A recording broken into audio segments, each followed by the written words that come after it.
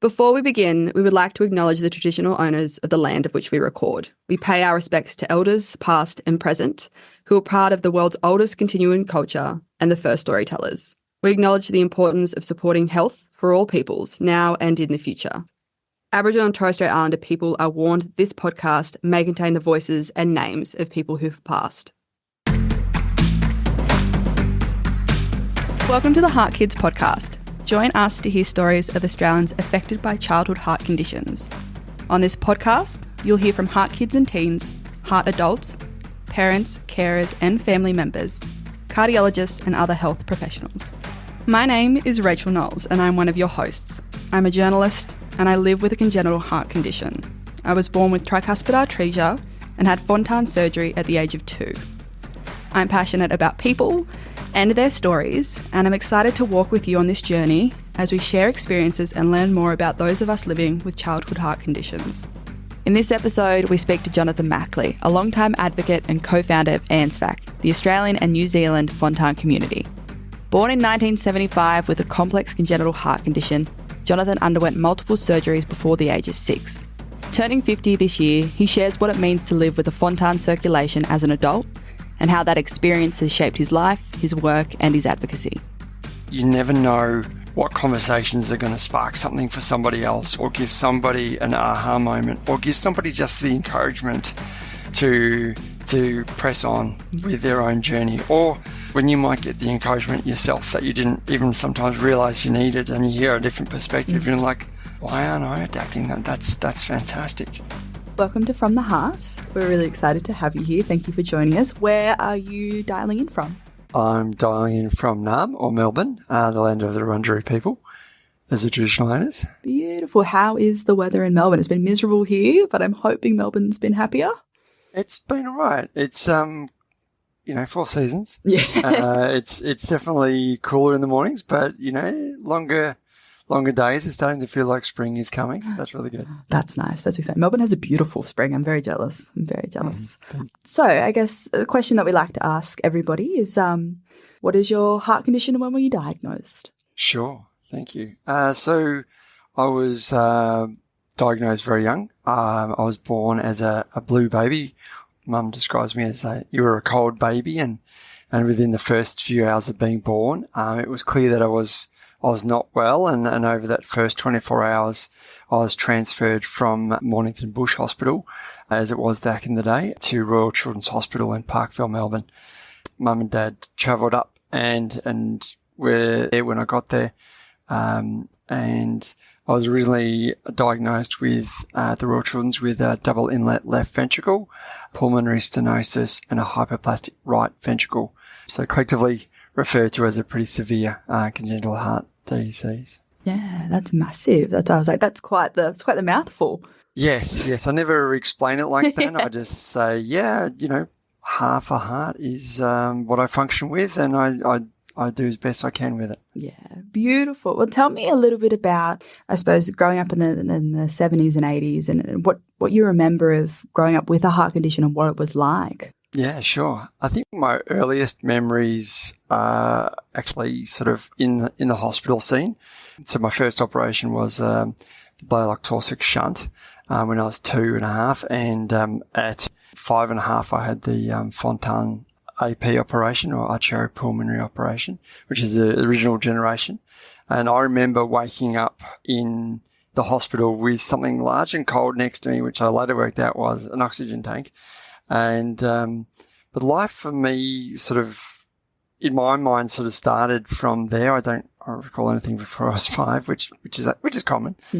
In primary school, I was not really a fit person, and so I remember struggling with running or any of those kind of sporting activities. But I was always involved. My parents did not cotton wool me, and I'm really grateful for that. They were determined that I would enjoy as much of life as I could and be treated as normal.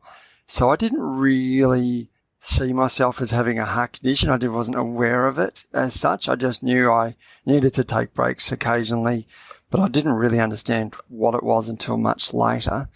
So yeah, I did all the normal things that you would do. I learned to roller skate in the street and would play basketball as I got into high school and did swimming and swam at school holidays, went to the beach wherever possible. And so as far as I knew, it was a little limited in some sporting elements. But other than that, it was a pretty good childhood. It was a happy childhood. I'm really interested. So you mentioned being transported to hospital. So you had quite a few surgeries in your early life. What was it like? So did you have to travel for those surgeries? What was it like for your family and getting that kind of healthcare for you? Yeah, look, as I mentioned, I was born in Mornington, which was regional Melbourne at the time, and we travelled up to Melbourne, which would have been about an hour and a bit drive to the Royal Children's Hospital. I do recall growing up mostly in Melbourne, so I know my parents moved up to Melbourne. They had multiple reasons for that. My dad was studying in the city, and there were more jobs up there, and they decided to move off my grandparents' farm and start their own life with a young family. I'm the second of three kids, and so it was always in and around Melbourne. So we were in reasonable proximity to hospitals and those sort of services. I can imagine, I suppose for you, and we'll go into this later, but you do a lot of advocacy work. But I suppose comparative, looking at generations that come through now, is that kind of crazy to you, the difference that there is in, I suppose, care and opportunity in this space? Yeah, definitely. I think it's amazing. I mean, HeartKids as an organisation, for example, kicked off really in the 80s in Victoria. So when I first found out about HeartKids and asked my mum about it, she's like, well, that wasn't even around, and those services weren't available. So I know it was very tough for my parents in a lot of ways. My mum still reflects on the fact that she felt that the hospital systems pretty much said, take him home and enjoy him. And the cold hard facts were that I wasn't expected to last more than a few weeks. So they sort of went home with that shock horror. And I know my dad's not a fan of hospitals, so I'm sure that has something to do with it. So I think it was very stressful for them. When I have talked with them about what do they recollect, being around for the major operations and taking me in and meeting the surgeons and getting a pretty cold hard facts around, the risks and the fact is, survival wasn't high back then. And I reflected I was very lucky that I think it was Dr. Roger Mee did my major Fontan operation, and back then survival rates were quite low. And in fact, I recall hearing since then that teams from around the country, certainly from Sydney and Canberra, were sent down to oversee what was going on because they believed he was falsifying his survival numbers because he had revolutionised the way he was approaching the operation from an end-to-end perspective clinically.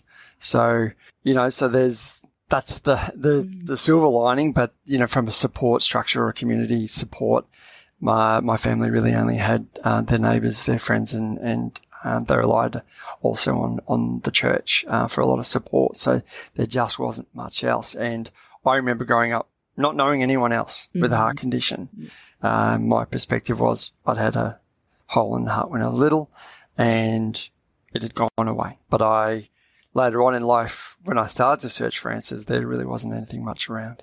I was going to ask you because I think that's a really monumental moment, growing old enough to hear those stories from your parents and realise the gravity of your life and kind of those early days for them. What was those moments like for you, sitting down, hearing those stories and really sitting with them and realising your journey and your health? I think I wasn't really aware until I was much older. And by then I was, in the adult hospitals field. I certainly didn't transition from pediatric to adult. Partly that was my fault. Partly that was the circumstances and the lack of really structure around that process. I had Dr. Brian Edis at the Royal Children's Hospital, lovely man, and I met him probably 10 years ago, and I was just delighted to see he's still alive going and just as I remembered him. But I I've asked my mum about that since, and she said, well, there were a few appointments set up. Unfortunately, my folks had split, and I was not in a place where I really wanted to care about it. I was quite happy to say, no, that was a thing of the past, and I don't have an issue, so, why do I need to bother with all this stuff?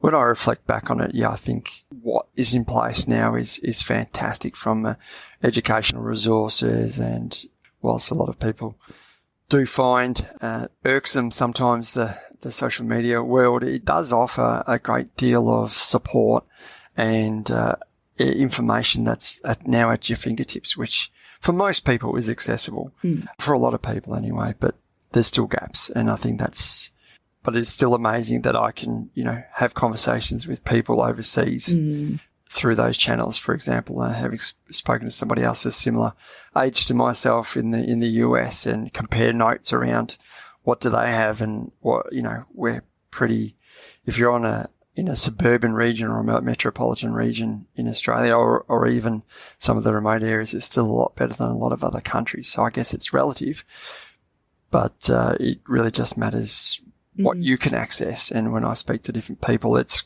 a disparate experience across Australia and New Zealand. Yeah, for sure. Yeah, it's a really interesting community to be a part of and to work within. I am really interested, I suppose, of your journey to HeartKids and how you kind of began, I suppose, touching base with community and meeting people who did have congenital heart disease. Yeah, that's a good question. It's a good story. I was doing my master's in 2013, 2014 in communications, and one of the major projects was we had to do something that had a personal take. And I remember drawing up a Venn diagram that said, well, what's something that I can do that relates to me personally, being born with, a heart disease, and, looking at how can I give back from the skills that I have, something that would help me professionally from a change in communication space, which is my work life, and something into the non-profit space, as well as something that, might improve my capability of communicating with people. I didn't take long till I thought, came across HeartKids when I did a bit of research, and I had heard of them before, and I thought, worth giving them a call. And I think it was Lynette, the colleague that I spoke to at the time, and I called up thinking, this would be really good. I'm really excited, and I offered.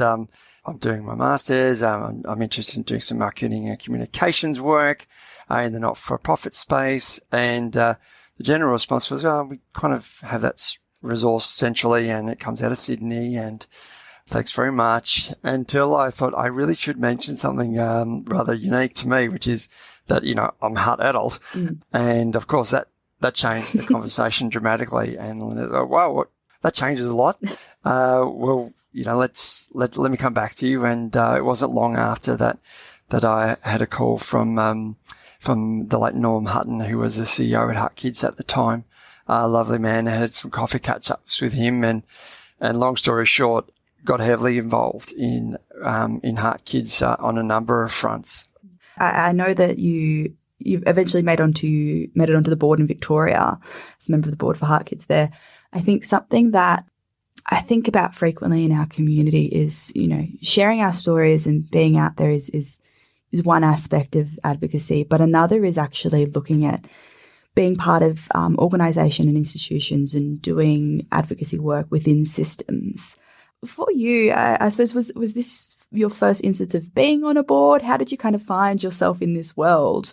It was. Yeah, what did that feel like? Yeah, it was. It was very exciting, I think, because it happened fairly quickly. I remember it was in the August that year that Norm raised the question of would I be interested in joining the board, and I was like, sounds amazing. What does that involve? I didn't even have an awareness. I was 40 at the time, and it wasn't common for people so young to be on the board. And a few months later, I was on the board, and it was a good blend of really that sort of personal and professional development, because it gave me the opportunity to really tell my story. There there was obviously opportunities through HeartKids to be involved in some fundraising activities. I did some business lunches, which was called Off the Cuff back then, and I was keynote speaker at a Saturday Night Fever event as well, which Norman said I would be a speaker at, and I remember turning up at the event and my name was listed next to the menu as the keynote speaker. I'm like, I might have to adjust my notes here. But it was very exciting. But yeah, it was a great opportunity for personal growth as well, and starting to think about, well, if I'm going to be somebody who stands up and talks about my story, I also need to talk about what helps, and not just what I've experienced, but what have I done about it and what helps. And really got me thinking about what can I do in this space. And it really was a stepping stone for me to do other things, particularly involved in the Australian New Zealand Fontan community, which in 2014, it was a busy couple of years, actually. And I think we had not long started our family, so it was a busy time on the home front and the work front, as well as my extracurricular activities. And so in 2014, my wife and I heard on ABC radio that there was a Fontan registry, and which meant that they were creating a database and interested in collecting information from people who had had this Fontan operation, which is where you take the circulation of the heart that isn't working for whatever reason, and you're reshaping the heart to work with one ventricle, a single ventricle system, and which is my case and the case of many around the world, in Australia and New Zealand, of course. And so we went along to an education day, long story short, and it was just amazing to hear about my heart condition so explicitly and with such clear information, and to hear what they're doing on the research front. And from that education day that was being run, there was a call out to who would like to be part of the feedback loop with the community and be a sounding board, and assist the research teams with understanding what the community needs, what would they benefit from the most. So that was sort of the kick-off, really, of what is now the organisation or subcommittee of HeartKids, which is a community and volunteer-driven group called ANZFAC, which we call it that for short, which stands for Australian and New Zealand Fontan Community. Beautiful. Well, coming off the back of that, I think when we talk about advocacy, I think that a lot of the best advocacy comes from connections to grassroots. For you, particularly in ANZFAC and those early days of kind of finding that the role of that body and connecting with the community, is that something that you really felt was important, having that grassroots connection, having community have a space to come to? Definitely. So I think for me, it started with HeartKids when I was a community coordinator in the inner west of Melbourne. When I first got in contact with HeartKids, that was one of the other activities I got involved in, and that really struck me as how powerful it was to meet people who had the same condition. And I hadn't before, and I hadn't known other people who were dealing with severe, complex heart conditions. But I'd often wondered, but it's not uncommon that most people thought, I figured we were a rare breed, but we're not. There's actually a lot of us, and we're surviving more and more, which is fantastic, as a result of medical interventions and community support as well. So that initial connection that I made through meeting other families around a barbecue or a picnic, whatever we were doing each month for a couple of years, really got me thirsty to go, well, who else is in my age group? Because most of the people I was connecting with had toddlers or babies or young kids. So I think one of the things that really stood out to me was that I didn't know anyone else in my age group. And so that thirst started to build. And when I went to the Fontan Education Day in 2014 and met other adults my age, I was like, wow, this is amazing. And And it was such a rewarding experience to just make that connection and go, oh, I'm not the only person.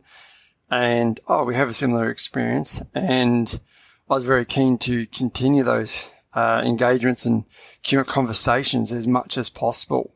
And I think that's never gone away. It's one of those things that just doesn't change as much. And it continues to surprise me that I'm always keen to meet somebody else. And it's got to the point where my cardiologist will say, hey, I'm interested in connecting somebody. Would you be comfortable? Would you like to be contacted? And I'm always like, yes, absolutely. Please, more of this. This is what, this community needs. And this is what, as individuals, we need, is that affirmation, that connection, and knowing that we're not alone, but that there are others with a shared experience. And it's just so powerful to hear somebody else's story and hear commonalities, but sometimes also differences around your experience. And just talking about the variations sometimes in advice or thoughts or approaches that you might have formed or you might be taking. And I think my desire to stay involved in ANZFAC, which has been over 10 years now, and to stay with it is primarily for those factors that I know the power of sharing my story. I know the power of connecting with other people who have got a similar experience or who are caring for somebody with a similar experience. The number of parents, when I was working with HeartKids, it would come up and go, it's just so wonderful to see somebody who's gone on to do the things you've done or to be living well at your age. So it's I know that sometimes even just being there, even if you're not trying to say anything, you're just there to connect with people, can be really powerful. And the other element that drives me is that looking at what wasn't there when I was younger and going, what are the gaps that still need to be addressed? And whilst there's a whole lot of educational resources available now, I'm still always looking for what else can we do in this space. I know for example, that as I get older, what I'm facing into and the health challenges I'm facing into and the mental health challenges that I face into, some of them are the same, whether I was 20 or 50, whereas some of them are new. And whilst there is a shared amount of knowledge out in the medical fraternity or through consumer products on different websites, it's about helping people find them, which is, a lot of what I do in my role too, is if people want to go from A to B or get an answer, how do you help them find that and contextualize that information for them? I'm not an expert, so I don't give out medical advice, of course, but how can I say, well, this is what I found helpful, or this is where you might find some more answers around those kind of questions, or did you know you don't actually have to do all A, B, and C, and, you can ask different questions and you can demand different opinions or delay your decisions around this in some scenarios.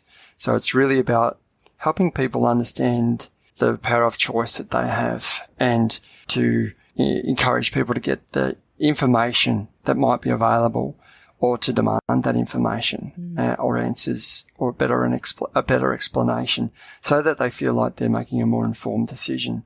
Because so much of living with a chronic health condition, and it doesn't matter what that condition is, one commonality that I hear back across my lifetime is that people do feel a sense of lack of choice and that they are subject to this condition. And in part that is true. We can't necessarily change the past or change our scenario in some ways, but in other ways we can. I think that's a massive, and I have something that I want to ask you about that, but I just want to go back to ANZFAC really quickly because, as someone who's engaged in ANZFAC, I have,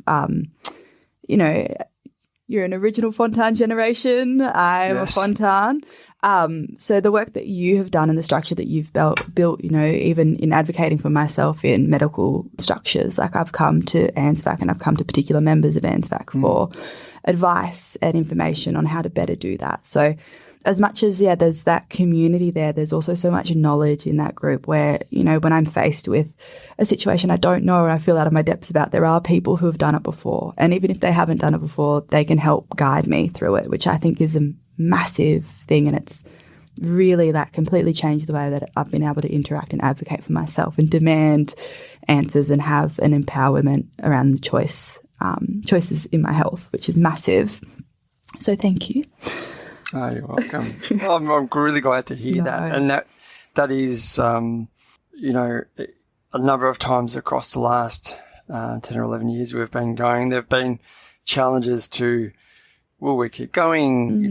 Do we have the right organisation structure or backing? And who are we partnering with? When we first kicked off, we were connected with the Fontan registry and associated with that. And that was really a natural birthplace, if you like, for us as an organisation, a community-driven organisation. And as we evolved and moved from our purpose being about offering people connection and community, it's like, okay, how can we empower people and provide educational resources? And so finding HeartKids and doing more with HeartKids, which is something that I was involved with along the way. So, Tracy Stanley, who's been involved with our group from the get-go as a support manager in the communities. I knew she knew that same value, and a number of us really, whenever we asked our questions like, do we keep going? It always comes back to that. You never know what conversations are going to spark something for somebody else, or give somebody an aha moment, or give somebody just the encouragement to press on with their own journey. Or when you might get the encouragement yourself that you didn't even sometimes realize you needed, and you hear a different perspective, and you're like, why aren't I adapting that? That's fantastic.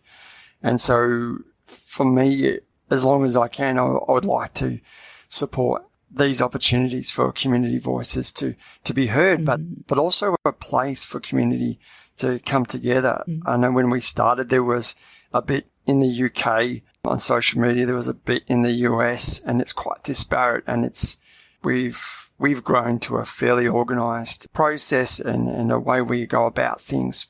But it always comes back to, we exist so that people have a way to have connections. And when we say, look, we've only got a few volunteers this year, what are we going to do? It's like, well, the most important thing we do is we get along to Fontan Education Day and represent that there is that feedback loop and guide the Fontan Education Day, which we have been doing for the last 8 or 9 years now, where we've had a seat at the table to say, well, that's great that you want to present this research, or it's great that you want to bring up this topic, but please make sure you include the lived experience perspective. Otherwise, it could be quite scary.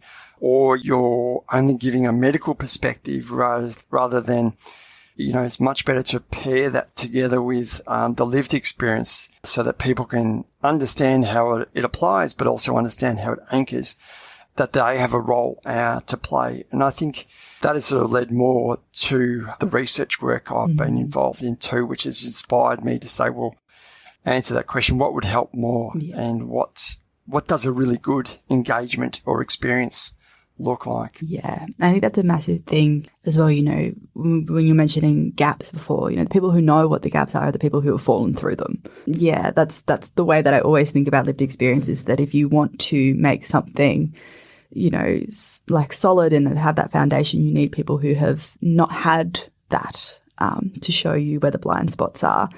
I'm really interested in like your research work and kind of the topics that you've focused on, and how, you've talked about that feedback loop, how you've kind of built in accountability into research and clinical work for people. Sure.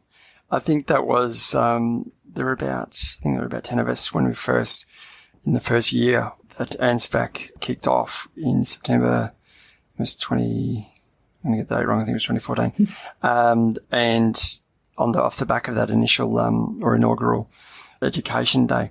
And the thing we focused on first was, just because we are a handful of parents and carers and people living with this particular heart condition and this Fontan circulation, how do we know that we're actually going to do a decent job of representing. And at the same time, we had the Fontan registry saying, what is it you think the community needs at this time? And are there any areas you would think that needs a bit more focus? So our first project really was to build a survey. So in that first year and a half, really, we were setting up our terms of reference and identifying what it is we wanted to stand for and how we wanted to operate or organise ourselves, but also in setting up our own cadence around how often would we meet, what would we talk about, and what would be the structure of our conversations, if any. And sometimes there's not, because it just becomes apparent that we need to connect if we've all had a busy period of time.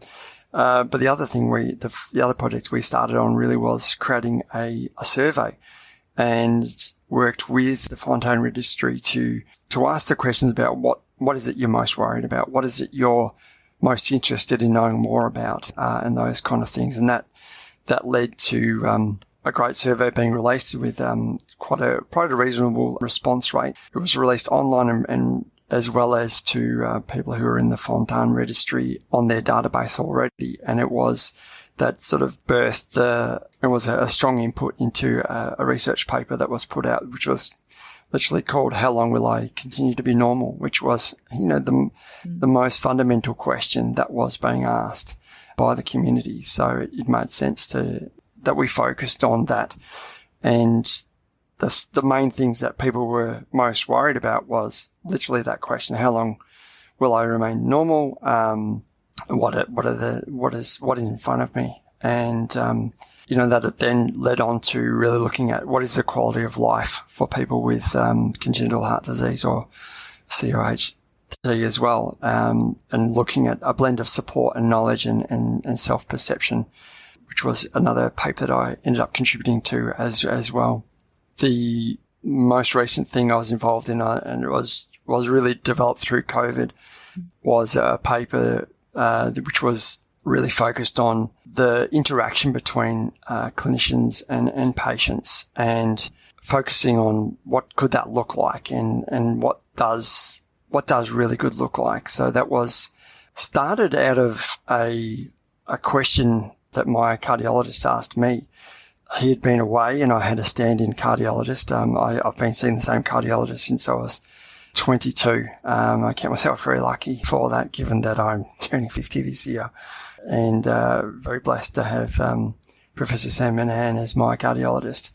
And he's done an amazing job in guiding me. And he was away overseas. He still travels quite a lot for different research and things like that. And I had a stand-in cardiologist who, it wasn't a great experience, actually. They asked me some general questions, and it skimmed my file.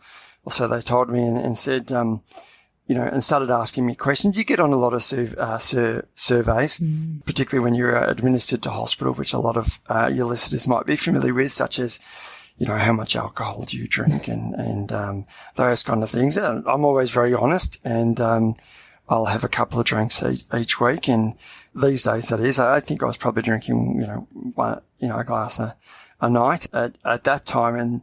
And this clinician berated me and said, do you have no idea what the link is between alcohol consumption and arrhythmia? And I said, well, no, please tell me. And they began to quote a particular paper and cited the references of that paper to me. And I was a bit taken aback, and I was like, well, that's great to know. Okay, fine. And I remember leaving that conversation feeling really pissed off and thinking, that's really unfair. Like, how would they know my experience, and how would they know what knowledge I have, and how would they know, why would I be reading published papers?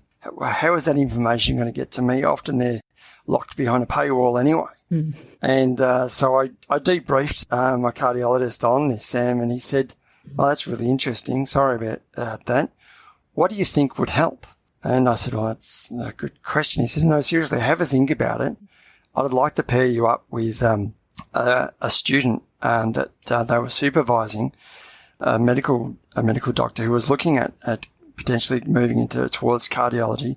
Would I be interested in having a few conversations with them, and together we can look at this holistically? And I said, sure, why not? So we ended up spending it was myself and now Dr. Alexander NG, and she and I talked for about 12 months during COVID, which, you didn't have many other options anyway to socialise. So it was quite cathartic for me, but talked about, what would help. And we talked about what, from her perspective, what she understood was being taught of doctors as far as focusing on the patient experience versus all the process and diagnoses and other toolkits that they learn.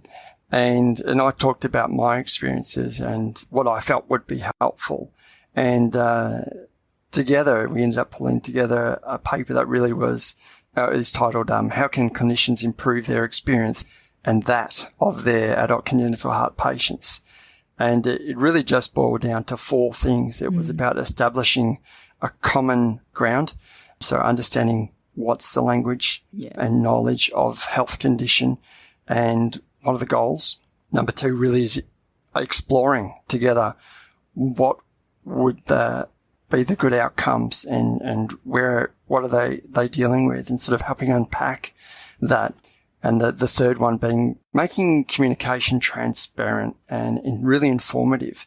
Things like you often get referred to somebody and I found through a lot of my life, I'd be handed an envelope with somebody's name on it, and they'd go, and here's the phone number, and the reception would give you the phone number and say, you call this person and make an appointment, and they're your specialist. And you'd be like, that's great. I have no idea what you've told them. I have no idea exactly what I'm going to them for or what this might involve. Whereas through the work on this piece, now Sam, my cardiologist, always copies me in. I get an email that's the same email every time I get referred to, or he gives an update on my health condition. When I've seen him, he writes to my GP and I get a copy of it. And it's just really empowering to get that information and go, right, I'm much more familiar with the language being used, and I can ask him the questions around, why did you say that? What does that mean?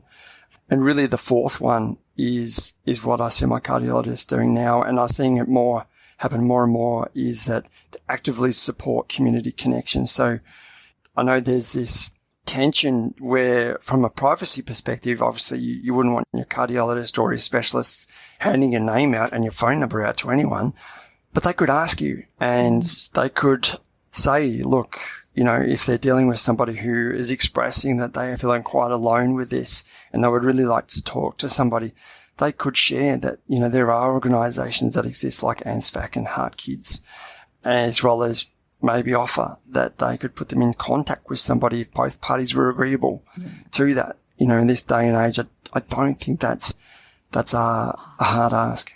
I think I love what you've said about, being copied in on information and having that language. But again, it comes down to that's your choice. That's how much information you would like to know. Yeah. A patient might not want that amount of information. They might want it handled. But at the end of the day, that's a decision that you have made, that you have had respected by your healthcare team. I suppose, we talk a lot about the concept of lived experience. I do a lot of advocacy in the justice and the social services space, and constantly asked about lived experience and how it can be better implemented and how we can work with people. And I feel like sometimes the healthcare system is a little bit behind with this kind of stuff. When it comes to healthcare, when it comes to those, as you said, the feedback loop and the relationship between clinician and patient, what's the value of actually collecting lived experience and using the learnings of that to better the healthcare system? What's the value of lived experience in this system for patients and for doctors? It's a great question. I think for patients, as I've experienced, hearing somebody else's lived experience can be quite assuring. It can also be upsetting.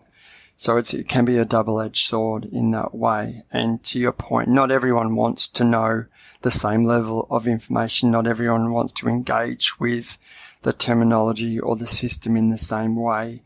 And even for somebody who's really, since my early 20s, stepped into it and owned it and embraced it, there are definitely times where I don't want to know. I want to tune off it. And I don't always spend a lot of time on social media for that reason. But there is definitely having that available to you when you want to dip into it, having those support networks when you want to ask the questions like you mentioned earlier. Sometimes I'll have something happen or somebody will say, I'll get a piece of information around my condition or a test that I haven't had before, and I'm like, darn, what's that? And I'll ask Dr. Google and get some idea, or these days ChatGPT, and get a bit of an idea around what it might mean, and it might be in slightly better layman terms, but not always. But it doesn't answer, well, what will that mean for me, and what does that mean if I go ahead with that experience? So having somebody that you can talk to. And I think from a clinician experience, the feedback I've got is it's really invaluable to hear the broad spectrum of the community voice, because there are people who want to hear about the hard stuff. There are people who don't. And, it was, whereas I was involved in a conversation this week where we were talking about that exactly. And we were looking at what kind of presentations might we want to see come out in the next 12 months. And the topic was raised around heart transplant. And there was a lot of tension in the conversation, which was a conversation had with clinicians and community people. And it was a mixture of, we don't really want to scare people. We really want to, in some forums, talk about that. It's not appropriate because the general audience might be a young group, or people might not be expecting to hear about that stuff. Whereas there was also other voices within the group, including my own, that said, well, where do we go to for this information? Like, there isn't, if we're not talking about it, who is? And that's sometimes part of the role of giving that feedback, is to go, okay, there's not every forum is suitable for talking about those kind of things. So what forum can we design or set up or establish so that we can enable that information to be shared and consumed at different age appropriate levels, but also create a space for a conversation to be had for those people who would like to have that conversation or who are exploring that conversation. And you can't have those conversations and leave people in the dark. So where would we find a trustworthy source for that information, and which experts could we bring in to that? So it's often a coordinating role that I find myself in as an advocate for the community, and a number of times it's, well, I know this is a gap, and if I want to have a shared voice in that space and ensure that that information is presented in a holistic perspective, such as a clinician talking about it with the context of the heart condition that I'm dealing with, as well as a lived experience, then I need to bring them together and ensure that that is represented. And I've been involved in doing that a couple of times, and it's always with mixed feedback because not everyone was looking for that piece of information. But I know that if that information is out there and has been recorded or documented in some way, then when somebody else is asking those questions, then it might be available. Yeah, I think that's the thing, isn't it? Where it's like people will come to that if they need that, and it's better to have said it than to not have said it. Yes. Because this information, as we know, has been gatekept a lot of the times, and we don't. I didn't study cardiology. I've got not the faintest clue about any of it. So it's nice to be able to go to places and be like, oh, this is a reputable source. I can read this and feel comfortable. I don't want to understate the contributions that you have made to the community, and particularly, the Fontan community. And I think I'm really interested in your advocacy career. What's a proud moment for you where you realise that the work that you've done has contributed to change, or has contributed to a positive in somebody's journey? Has there been a moment that you kind of do hold on to? Yeah, there's a couple that stand out. I remember somebody was, I was contacted, I think it was from my cardiologist. I could be wrong. I might not remembering the detail, but the scenario was that there was a father of a teenager who was around 17 who was interstate and was being recommended to have a liver biopsy. And the liver is downstream of the heart, so it's sometimes considered as something worth observing and monitoring these days, which is good and important to do so. And they wanted to really understand what's a patient experience around that. And long story short, I had a phone call with them, and the parent was saying, well, they've been written up as this is, and they're being booked in. We don't feel like we had a chance to speak about that. I really encourage you to press back and say, we're not quite ready for this. Doesn't mean we won't do it, but we'd like to explore all the other options first. And for me, that was an important moment because it gave somebody empowerment, it gave somebody choice. And I knew that was something I'd been able to contribute to, so that was really great. And I think also it's two-way. When I think of proud moments, it's two that more recently I was able to call somebody else up and really leverage that. I'm not somebody who's without doubt or concern or mental health challenges when I'm faced with my own mortality or changes in my circumstance. So when I got asked to do a raft of tests in recent months, I thought, what would I encourage somebody else to do? I'd encourage them to pick up the phone and reach out. So I was really grateful that somebody who I've been working with in ANZFAC for quite some time, who's also become a very good friend, that I could reach out to them and say, having a tough week, let me know if you got a chance for a chat. And it just made a world of difference for me. It does. It really, really does, to be able to just debrief with someone who's like, yep, I've got you. This is hard. These are your options. This is what we can do. And I think there is, when you have been a patient in the healthcare system for a long time, there is an inherent power dynamic that you feel with clinicians. So to have a community around you that gives you other options, that allows you to say, no, you can question this. You can ask questions around this. You don't have to agree and go with it, is a very liberating thing. Yeah, I totally agree. Yeah. I understand that you have quite a significant birthday coming up. Congratulations. Thank you. Yes, the big 5-0. How are you feeling? Pretty excited about it, actually.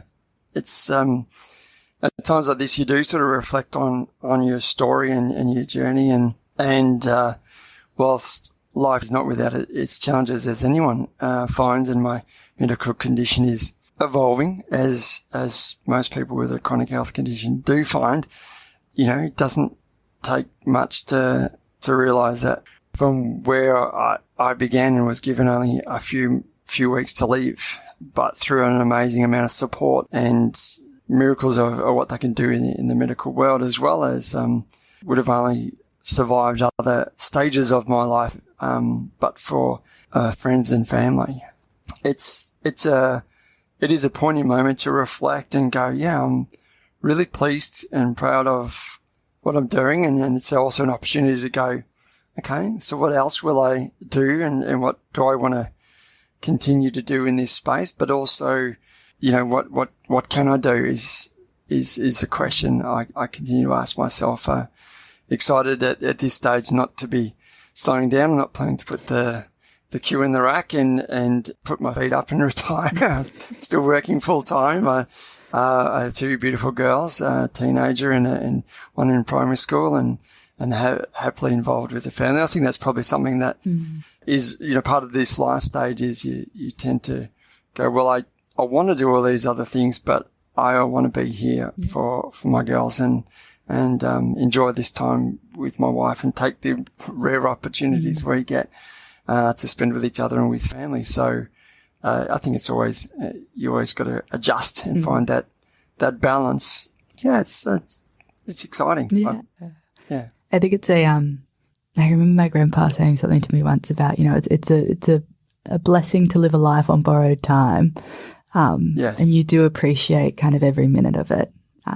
I'm really, I suppose, moving forward, how is your health now? And are there challenges or concerns that you have on the horizon for your health? I know it's a really heavy question to ask. Yeah, no, that's a fair question. It's one question I've never shied away from. my health condition now is reasonably stable, and I've enjoyed a period of stability. I do see a cardiologist, as I mentioned, and will continue to do so. But in the last probably 8 or 9 years, I started seeing a transplant cardiologist. So that's something that is being monitored so that we can look at, the options when you've got a Fontan circulation. It's sadly not a cure. It was designed as a palliative solution. That's a really fancy way of saying it's a stopgap measure or a Band-Aid. It's been a very good Band-Aid for me, having reached 50. But reality is I'm a pioneer. I'm not the only one. I'm not Lance Armstrong. I'm not the first person in this space at all, and not by a long shot. But I have had conversations with other clinicians who have said, well, you're a pioneer in this space, so we don't know. And sometimes that can be very confronting. But my health, touch wood, is going fairly well. I do tire. It's strange. I will tire from walking, but not so much from swimming, where I can swim at the moment. So I try and do that once a week. And it's only for half an hour. This week was a little bit longer, which was pleasing. Sometimes I have the energy and I'm like, yeah, come on, what do you got? Throw yourself at it. There are lifeguards nearby, and I'm wearing a thing on my watch that says, if you find me floating, this is the number to call. And that's the benefit of the dark humour that's just come out. Oops.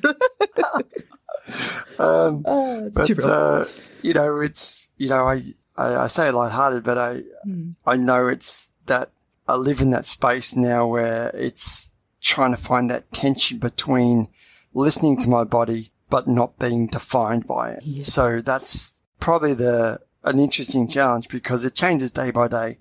And there will be times where my wife or my family might say, you're okay, you seem a bit tired. And there'll be times where I catch myself and go, I don't think I have it in the tank today. And so you have to prioritize. And I manage my condition well. I work full time, and it's an awkward one sometimes to bring up in the workplace. And that's something that I navigate carefully. But I'm also realistic that, at this stage, the next intervention will likely be a major one. But I'm also very grateful that I have a medical team that I can discuss it with quite openly. And one of the benefits for people who might be sitting on the fence, who have decided, I don't want to know more about it, one of the benefits of stepping in and learning some of the language and asking the questions like, can you explain that to me? Can you tell me why I'm having this medication?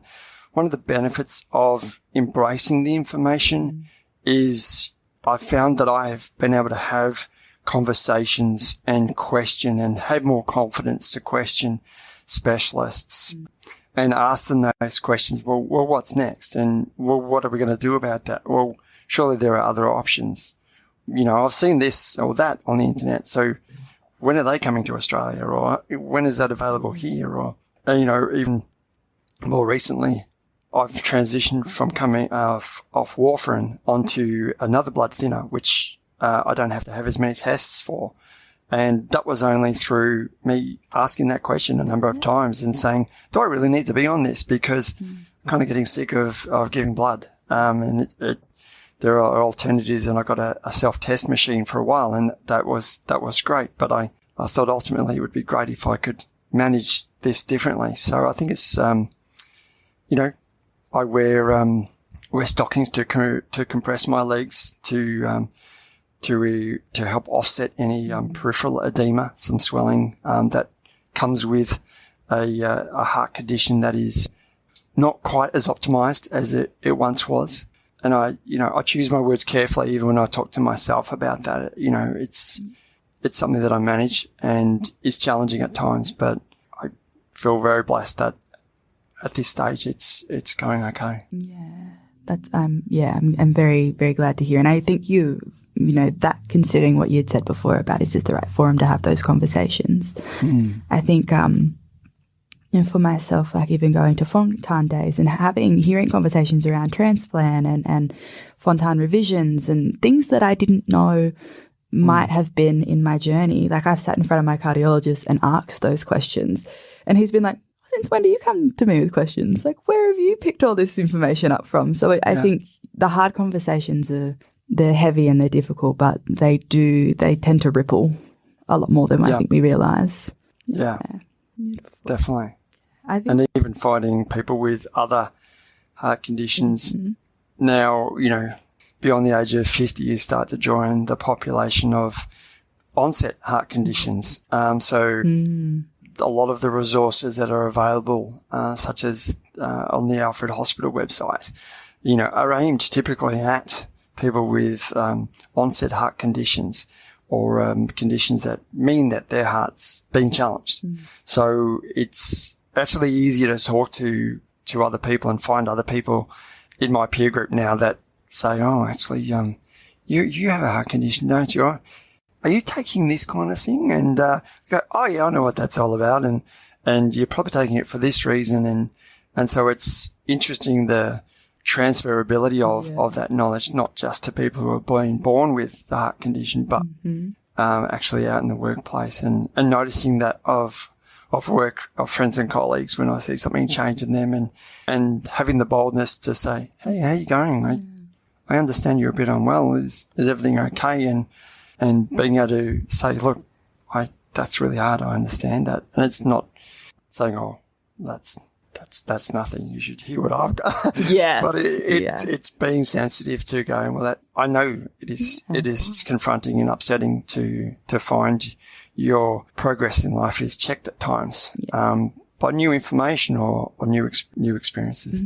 I always find and I think about, I was talking to Semi before, and when you come across like or you have an instance of quite a distressing diagnosis or a doctor's appointment, we were talking about how delegating is really hard when you're kind of in that survival mode. And I think that my superpower when people, my friends or my peers or my family go through that is to be like, well, I've got great experience with the medical system.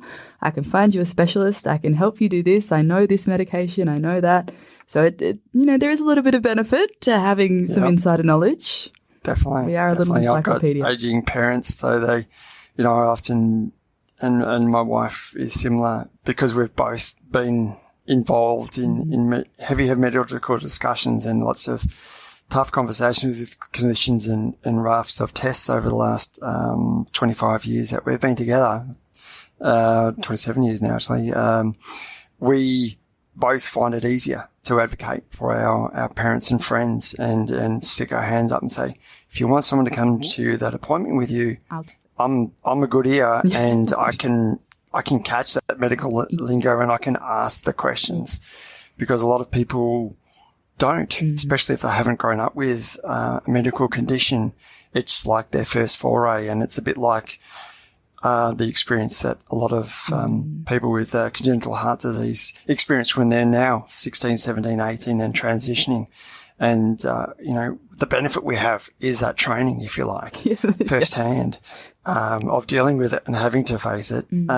So it also does empower you as well. It really, you can be a very specific helping hand. I guess in terms of people who may be at that point in their life where they do have to think about future planning, they have to think about what does my health look like beyond what it is at this point in time. And they are feeling, I suppose, concerned and quite isolated. What is your advice to those people? Yeah, it's a good question. It usually depends on their scenario. I usually ask what, if I come across somebody who is expressing that, the first thing I usually ask them is, who do you have as far as supports at the moment? Do you feel like you can talk to your doctor? Or has your doctor referred you to a specialist, and do you feel comfortable talking with them about that? But I always recommend, and even recently, a family member with experiencing a heart condition, I have recommended that, are you seeing a psychologist? It really has helped me a number of times. And Or in your workplace, do you have an employee assistance program? Because you can use them for that as well. And that's something I've moved recently in the last few years, and I haven't seen a clinical psychologist for a little while, but I've found a number of seasons when I have used them heavily and found them just so invaluable to share my experience and to have someone really sort of empathize and feed that back. So that's something I highly recommend. I sort of ask them, who have they got in their support network? Did they know? Are there any community organisations they're aware of with related to their heart conditions? Obviously, if it's a heart condition, I'll say, well, have you thought about HeartKids? There's a phone number you can call. In the same way that it didn't take me long. My mother has Parkinson's disease, so it didn't take me long to really explore that space and find out what the community support network is and the information is for that space, and which is really strong, and really encourage and call them myself as a carer for support. So I know the value of taking that step. So I encourage people to reach out, or if they're not sure, just be there and be a listener for them, because that's important. Beautiful. And look, you have had a long career in advocating for community, and you, I imagine, have a long career continuing in front of you of advocating for community. What makes you do what you do? What makes you do it? I think I really find conversations valuable. That's the way I tick.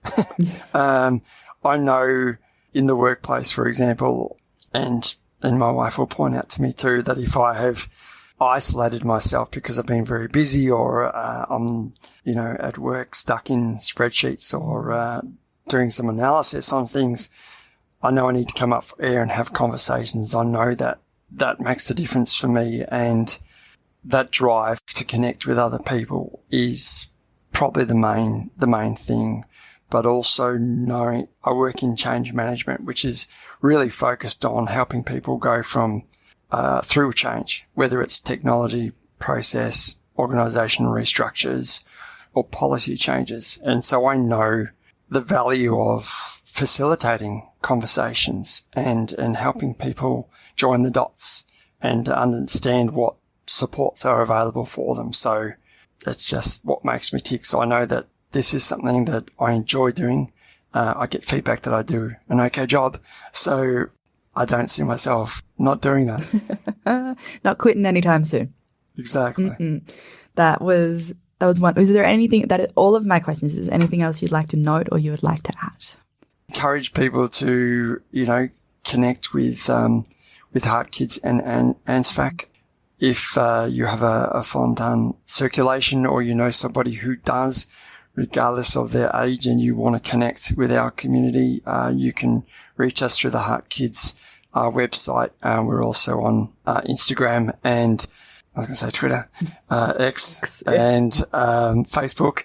But you can also reach out to ANZFAC at heartkids.org.au. That's ANZFAC at heartkids.org.au. Yeah, and just forever grateful for the support that the community have given me and allowed me to be part of. You are far too humble. And look, I genuinely think that I'm ready for the book deal. I'm ready for you to write the book. Like, I'd eat that up in seconds. I was like, change management, the conversation, the journey. I don't know if you've considered it, but I think it would be great. Thank you. Yeah, I have thought about it. I've thought about that a number of times, but I think for me it comes to what can I write that will be practical for people. And so I think that's why I focus on bite-sized pieces, whether it's an event or an engagement or something that I think will be very practical. I'm sure people will find stories practical as well. Yeah, finding the time, I guess. Yeah, that's it, isn't it? That's it. Oh, beautiful. No, thank you so much for the chat.